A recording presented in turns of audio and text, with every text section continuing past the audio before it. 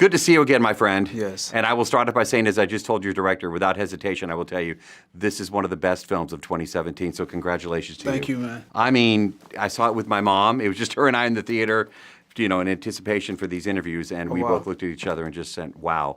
I'm curious, what drew you to this role?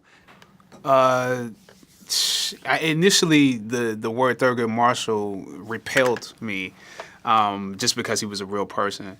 I was intrigued by the stature of the man, and I knew some of the history and what he'd done, but I didn't want to play a real person. I think what it was several factors. It was Reginald Hudlin. I had, talked to him several times, just before we started talking about this film. I wanted to work with him.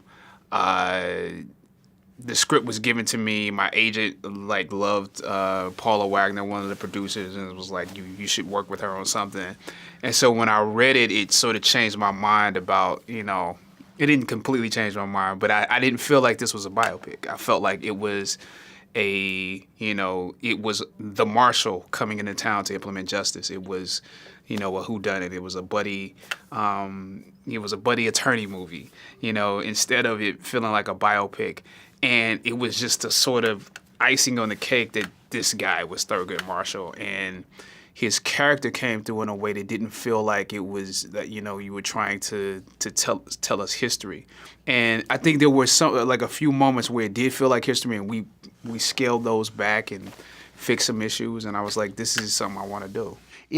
I'm glad you brought that up, because it's not a birth to death type biopic. This is a part of his life a lot of people don't know about, and which I thought was fascinating. Really started him as a solid, attorney, and such a vital case for him. Yeah, if this had been a story about Brown versus Board of Education, if this had been about him becoming the, Lyndon Johnson, and, him becoming the first, African-American Supreme Court justice, I wouldn't have wanted to do it. It was a story you didn't know. You don't know the outcome of the case. It's very clear at the beginning of the film that he does lose cases. And so it's like, you can watch this film and not know how it's going to end up. And that's what you want. You want there to be a sense of a suspense. You've played some iconic figures, and you and I have talked, in some of the other films that you've done. I want to know, is there pressure to play real people? Absolutely, yeah. I felt it last night because the Marshall family showed up at the screening, and I felt it before. In each case, is a different feeling. Before I took on the role, I was like, I don't look like him. He's a real person again. I don't want to go through, I love the Brown family.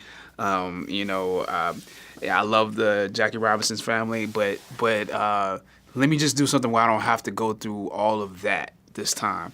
And I got a letter from John Marshall saying he wanted me to play. This is Thurgood Marshall's son. That they wanted me to play the role. So I was like, well, they know what I look like. They know what is it about me that they feel like is right for this. And so that pressure, whether they want you to do it or they don't want you to do it, you're gonna feel it. If they want me to do it now, I feel even more pressure. And then you're in the theater with them, and they're watching the film, and you're like, okay, I hope they like it. I hope you don't have to feel that if you're playing something that's fictional. It's not a cold hard stamp on that is not right. So obviously there is a difference between the two, between playing a fictional character and a non-fictional one.